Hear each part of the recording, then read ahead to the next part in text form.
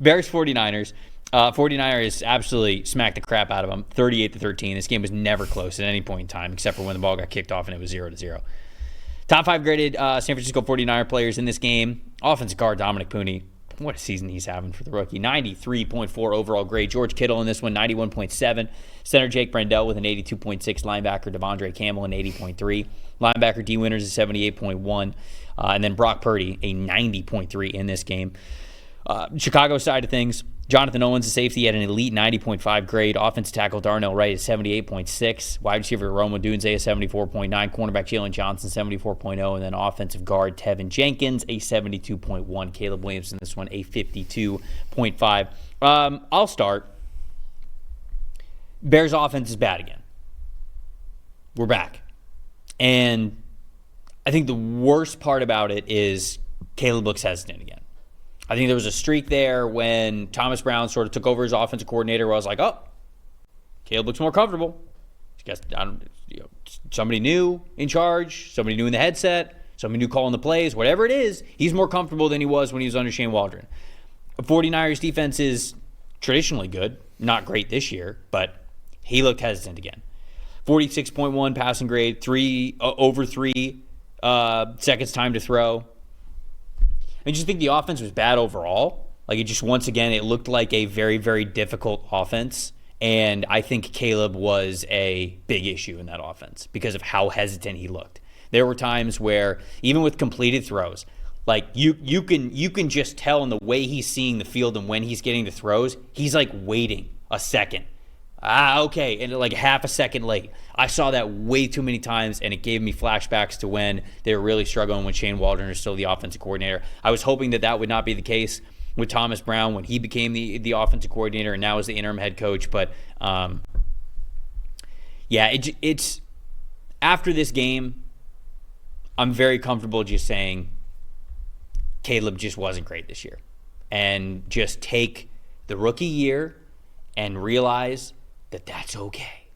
It's okay that he wasn't great in his rookie year. But what's not okay is the structure of their organization and their coaching staff and everything everything around them. That's the part. Understanding the context of it, that's the part that's not. It's not Caleb. Caleb's damn well talented enough to do it. We've seen it in the second half of a lot of these games. I'm saying that we don't have to freak out about Caleb and say like, oh, Caleb is he's a lost cause or anything like that. Like, he wasn't good in his rookie year. He didn't progress within his rookie year the way I would have liked for him to, but it does not mean that that was void of good things that we saw from him. And it could very well be he just goes, okay, offseason, now I have a chance to catch my breath. We're going to get a whole new coaching staff in here. Let's get a full offseason to work with a lot of this stuff, and let's take everything that I learned my rookie year and hit the ground running next year. So that's just sort of where I'm at with Caleb Williams. I hoped it would look different in this game, but he once again looked hesitant and gun-shy like I had seen in the past.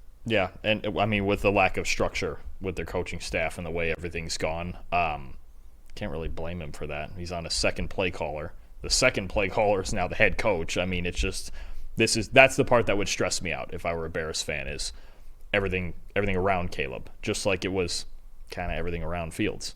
There's just it's just not a stable structure, and it just feels like nothing's ever in lockstep with their coaching staff, with their organization. Until they get that part, I would be worried about not Caleb, but his situation, because the Bears have now done this sort of thing 3 times in a row with Trubisky and then Fields and then Caleb. I would worry about that. Then the fact that he looks hesitant, it's just going to happen when you have that. When you're unsure of the play calls, when you're unsure of what's around you, when you're unsure of the offensive line, that's what it's going to look like. What do you got?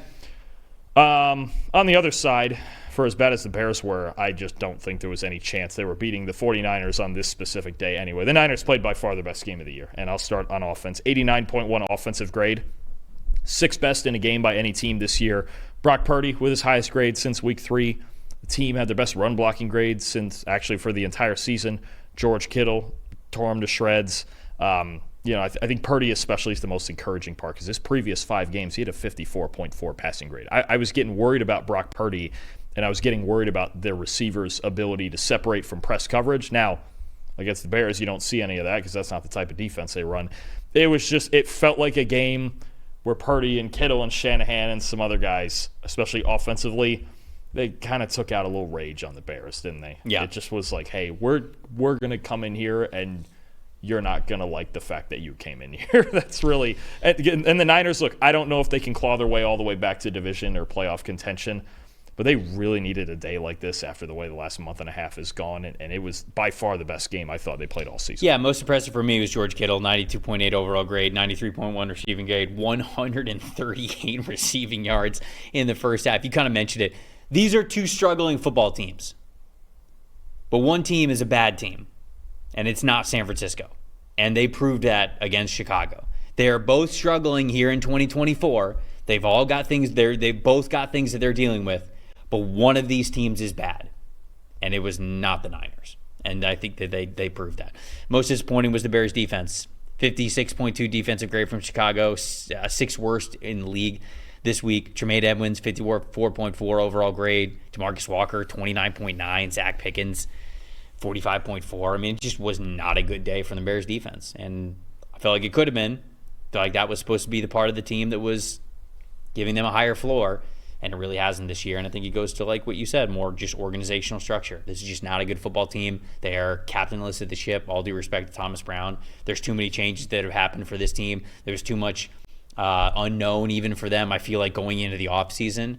And that played out on the field. And I'm hoping that they really get the next head coaching hire right. Because I think they're in a really good spot for a slingshot to be a good football team. But there's just been way too much chaos within this organization, I think, over the last long time, but certainly over the last calendar year. For sure. I'll go in the trenches with mine. Most impressive. Third time today out of the 11 or 12 games they're doing that I'm going with the team's right guard, Dominic Puni, the rookie from Kansas.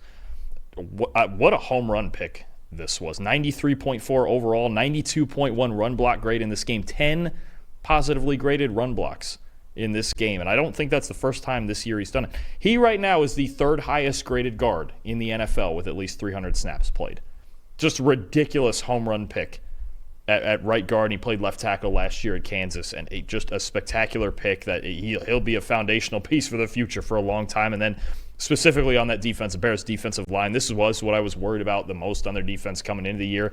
Lowest graded D-line in the league last year. Got off to a better start this year, but 36.8 overall in this game. 6 different players graded under a 50. And since week 9, they are tied with Carolina for the lowest graded defensive line in the league. Where you're still, for as much as we're going to talk about the offense and the coaching, what to do with that side, yeah, they need more D linemen. Yeah. More productive. Yeah. Montez. They need Austin Booker to be a solid player for them next year moving forward. They need a lot of guys. They've drafted a lot of young guys. It's just not, Jervon Dexter.